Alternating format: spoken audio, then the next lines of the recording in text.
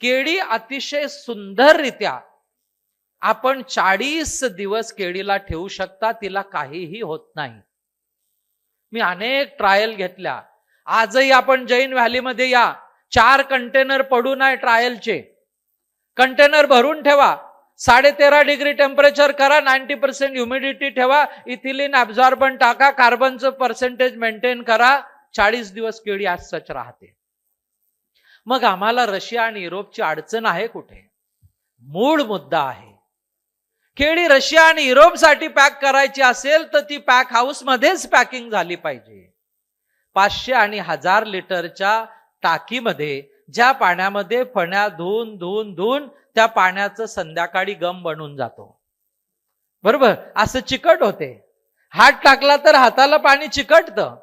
पाणी सर्क्युलेट करण्याला पर्याय नाही आहे. त्या ठिकाणी याचं प्रमाण, क्लोरीनचं प्रमाण मेंटेन करायची पद्धत नाही आहे. फ्लोईंग वॉटरमध्ये क्लोरीन पर्सेंटेज मेंटेन करण्याचं तंत्र आहे. जसं पाणी वाहत राहील तसं कंटिन्युअस त्याच्यामध्ये क्लोरीनचा फ्लो चालू राहील आणि अतिशय शुद्ध अशा पाण्यामध्ये केळीची निर्यात, केळीचं पॅकिंग होईल. हे पॅक हाऊस आपण बघा, हे आपलं जैन व्हॅलीतलं पॅक हाऊस आहे, जे इंटरनॅशनल स्टँडर्डने आपण बनवलेलं आहे. अतिशय शुद्ध पाण्यामध्ये, अतिशय निर्जंतुक पाण्यामध्ये जर आपण केळी पॅक केली तर मगाशी अरुणने दाखवलेला क्राऊन रॉट होणार नाही, तर ती केळी सडणार नाही, तर ती केळी खराब होणार नाही, तर ती केळी इक्वेडोर, फिलिपिन्स, होंडुरसला कॉम्पीट करेल, हे लक्षात घ्या.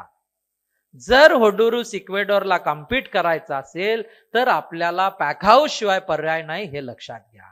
आता आपली